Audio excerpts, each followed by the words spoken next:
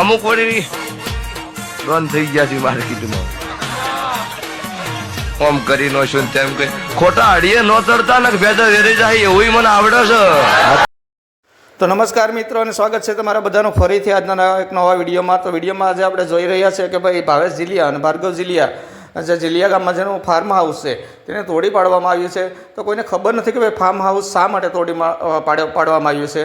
તો એની પાછળનું કારણ આપણે આજના વિડીયોમાં જાણવાનું છે કે એનું ફાર્મ હાઉસ છે state of Ramadhani farm house એ શા માટે તોડી પાડવામાં આવ્યું છે. તો આપણે એની વાત કરીએ તો આગળ હું તમને વિડીયોમાં બતાવીશ કે ભાઈ જે છે એ તમે વિડીયોમાં સીધા દ્રશ્ય જોઈ શકો છો કે એનું જે ફાર્મ હાઉસ છે એને જેસીબી વડે અને પોલીસ પ્રોટેક્શન વચ્ચે તોડવામાં આવી રહ્યું છે.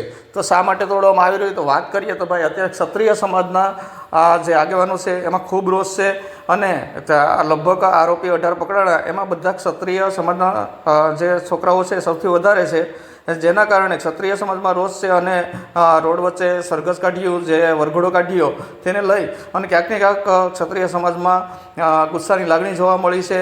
જેથી કરી અને એ લોકોએ ખૂબ જ દબાણ કર્યું છે અને 23 તારીખની આજુબાજુ મિટિંગ કરવાનું અને મહાસંમેલન કરવાનું પણ નક્કી કર્યું છે.